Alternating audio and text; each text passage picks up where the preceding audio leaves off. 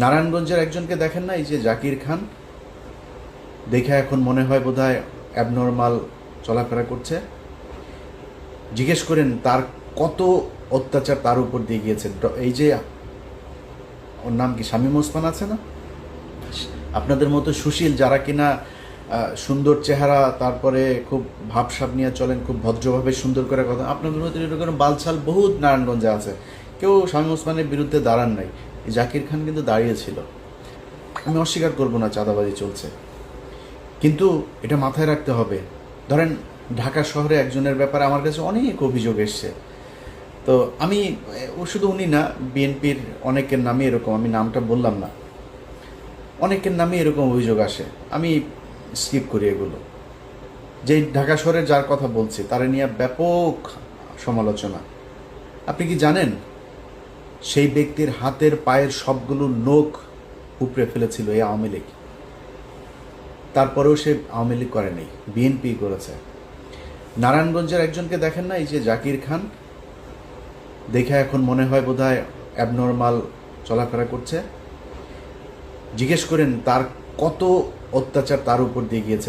এই যে ওর নাম কি, শামীম ওসমান আছে না, আপনাদের মতো সুশীল যারা কিনা সুন্দর চেহারা, তারপরে খুব ভাবসাব নিয়ে চলেন, খুব ভদ্রভাবে সুন্দর করে কথা, আপনাদের মতো এরকম বালছাল বহুত নারায়ণগঞ্জে আছে, কেউ শামীম ওসমানের বিরুদ্ধে দাঁড়ান নাই।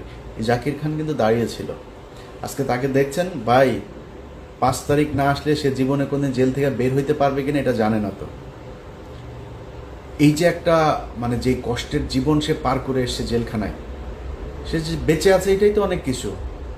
অনেকের মানসিক সমস্যা হয়ে গেছে, এই যে এমনি হয় নাই তো এগুলি, জীবনের অনিশ্চয়তা, জীবনে কোনোদিন বের হইতে পারবে কিনা এটা জানতো না। অতএব হুট করে বলে ফেললেই হলো না চাঁদাবাজি, চাঁদাবাজি করে নাকি সেটা বলেন। এখন যে সরকারটা চলছে এই সরকারের ভেতরে নাই চাঁদাবাজি, নাই মানে করছে না, হচ্ছে না, হচ্ছে তো। তো আপনি বিএনপিরে খালি দোষ দিয়ে লাভ কি? এখন বিএনপি চাঁদাবাজি করছে বা চাঁদাবাজি করবে এই জন্য বিএনপিরে চাই না আরেকটারে চাই? আমরা তো চাইছিলাম ভাই, আমরা চেয়েছিলাম সেটা যদি আপনি আমরা যেভাবে চেয়েছি যে দেশটা যদি আসলে সেইভাবে যেত, কোনো সমস্যা ছিল না। দেদারসে আপনার টাকা পাচার হচ্ছে, মানে কোনো এই দেশটার এখন কোনো মা বাপ নাই, যে যেই জায়গায় মানে মানে ইচ্ছা মতো খাচ্ছে আর কি। তো এটা যদি চলতে থাকে তার চেয়ে তো একটা স্টেবল একটা সরকার আসা উচিত, যে দায় নেবে। আপনার এখানে দায়টা নেবে কে?